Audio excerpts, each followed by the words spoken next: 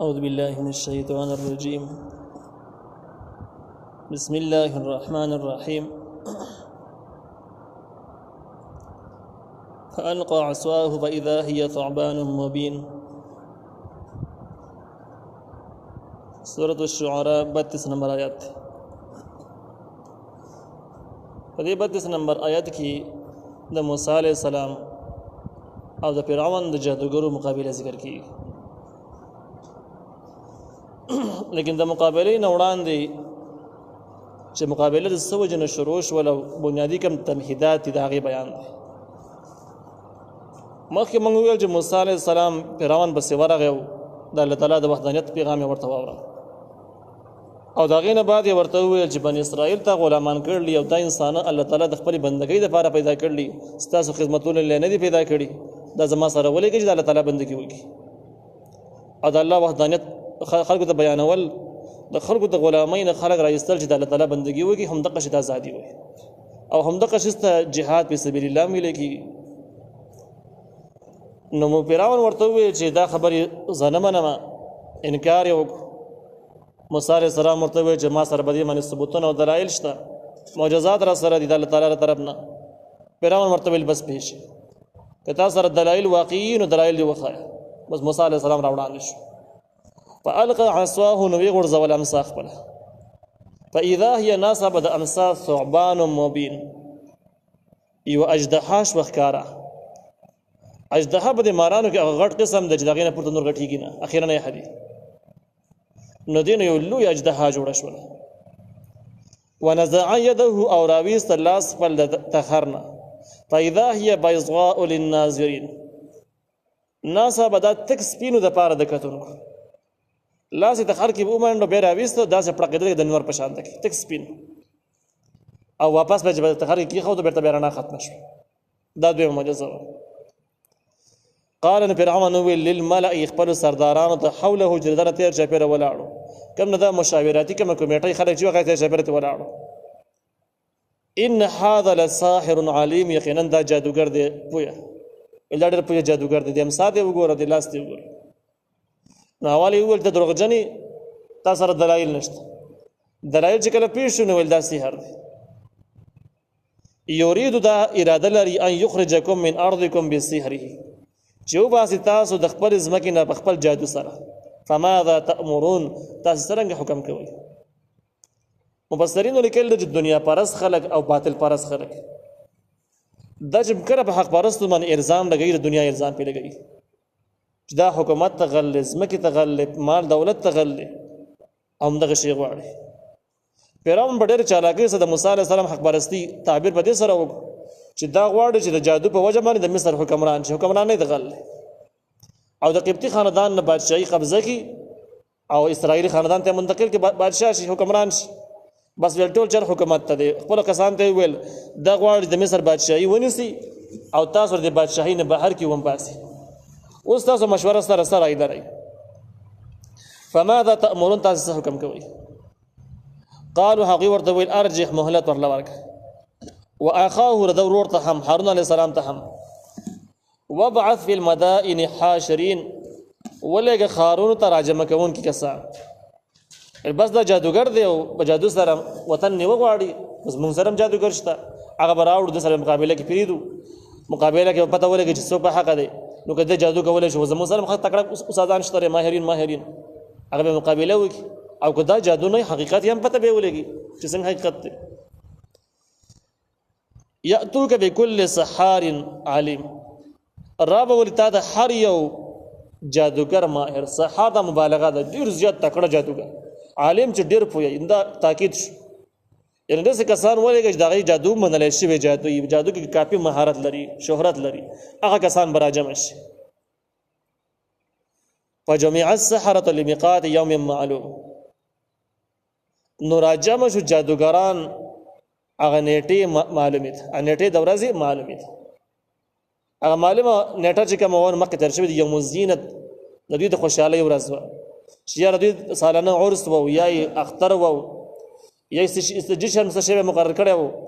خو دې ورځ باندې به دوی خوشحالي مناوهله. نو هغه ورځ مقرر شوه چې په دغه جشن په ورځ باندې د خوشحالۍ په ورځ باندې به دا مقابله هم ټاکلی کېږي، دا مقابله به کېږي. وقیل او ویل شو للناس خلقو ته هل انتم مجتمعون چې آیا تاسو را جمع کېدونکي یئ وقیل او ویل شو چا ویل نو دا قیل په ګرامر په لحاظ باندې مجهول لفظ دی چې بس او وینکي معلوم نه دی خو داسې وویل شو نو اصل کې دا عموم د پاره استعمالي لپاره به کوم ځای کې د قیل ټکر ذکر شي او معلوم صيغه استعمال نشي نو معلومیږي دا چې دا وینا د ډیرو خلکو وه نو داسې پته لګي چې دا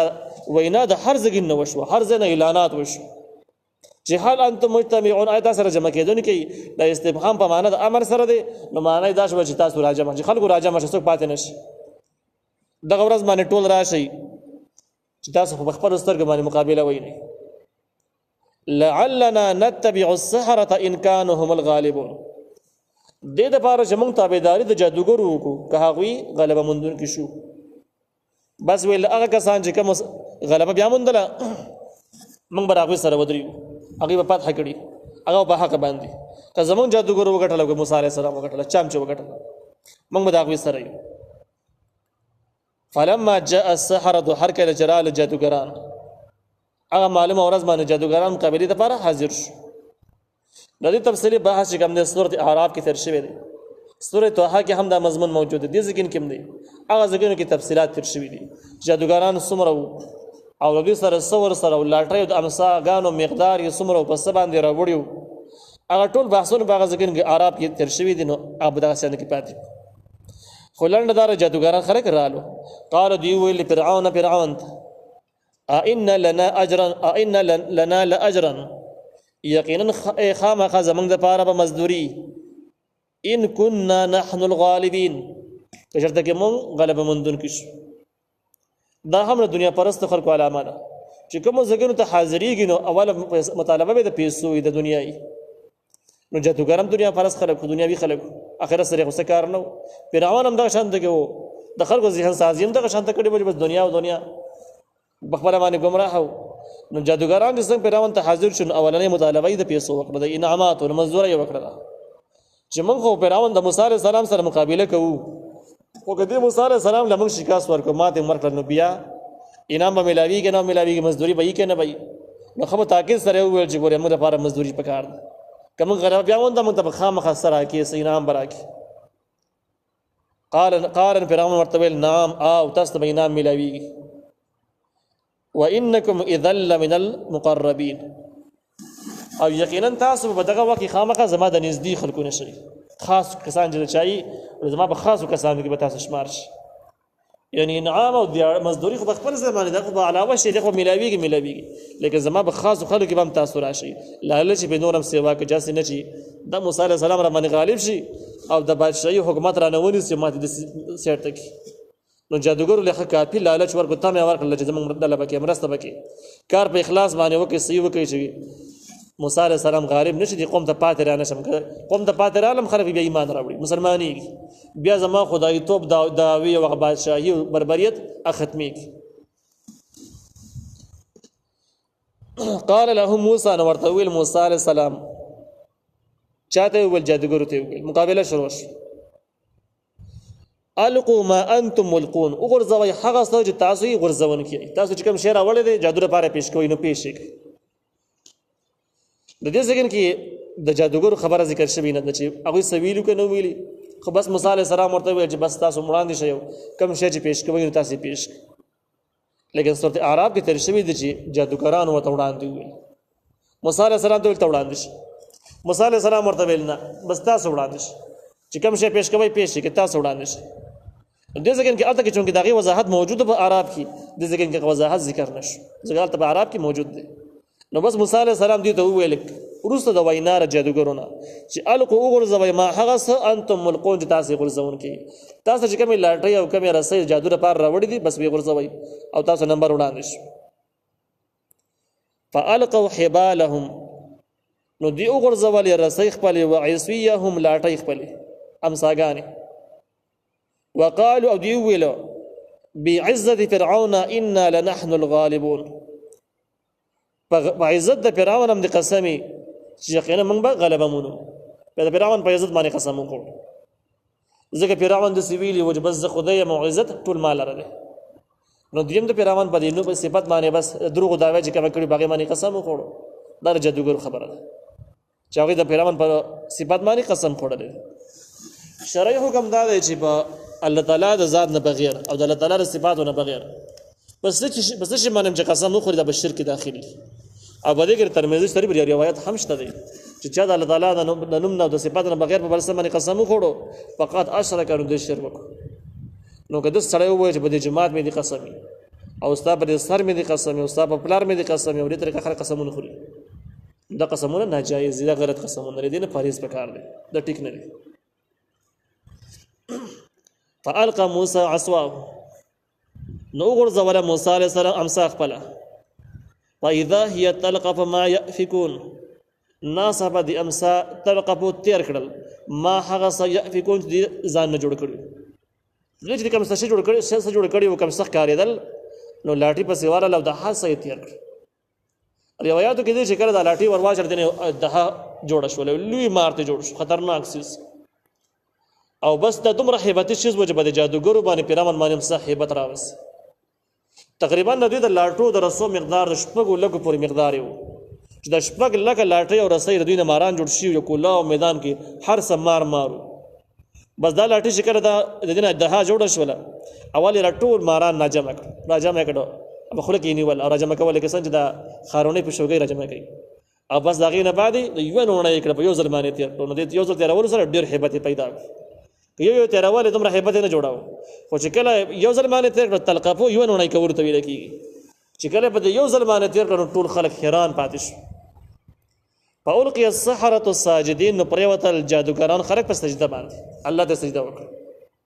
ځکه چې د موسی علیه السلام دا کم عمل چې و چې د لاټۍ نه دومره دها جوړېدل او په دې طریقه باندې ماران تیرول دا جادوګر ته جادو وصول نه اندازه ولګېدله چې دا جادو نه دا معجزه ده. ځکه هغوی د جادو علم یې لار هغوی پوهېدل چې جادو معجزه کې څومره فرق په دغه اصولو باندې پوهېدل. نو جادوګر ته د خپل جادو په علم سره اندازه ولګېدل دا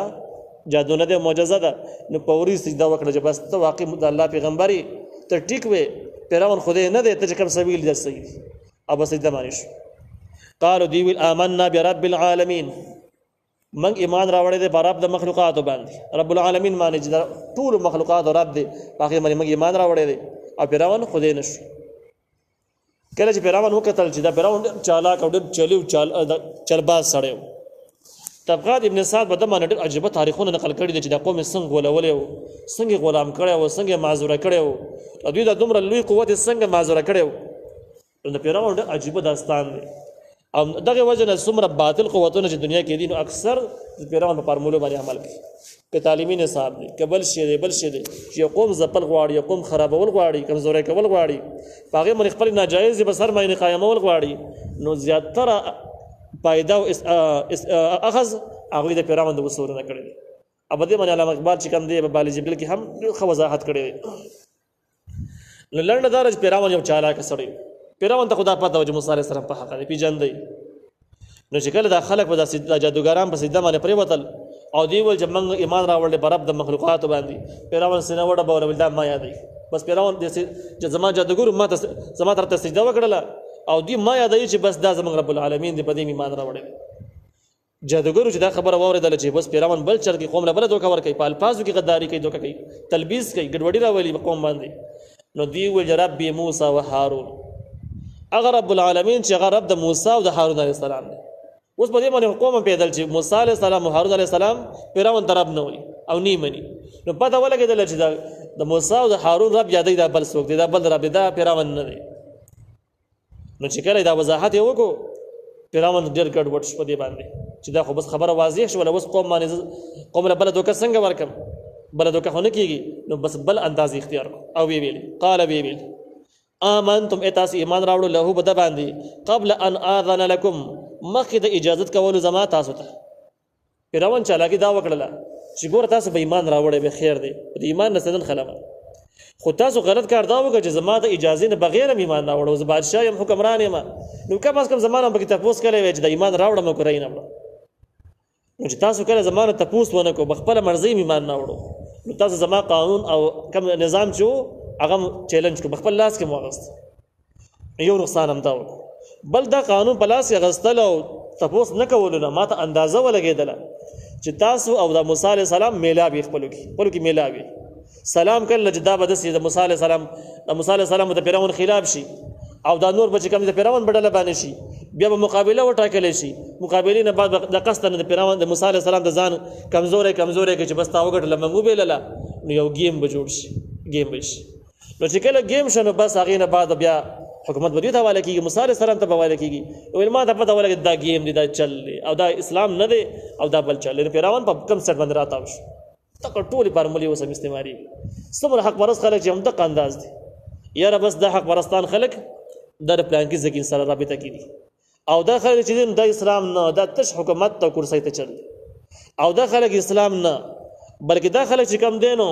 اسلام به راوستی وي دغه به نافظ کړی وي خو مړه زموږ نه پکې مشوره به یې اخیستې وي داسې په ښه انداز باندې تپوس به پکې رانه کړی وي موږ هم پکې ځان سره شریک کړي وي موږ به سره خیر لاس هم کړی وي نو چې تپوس ته وکړي تا سره مرسته کله کوي اجازه کله درکوي دا خو چلي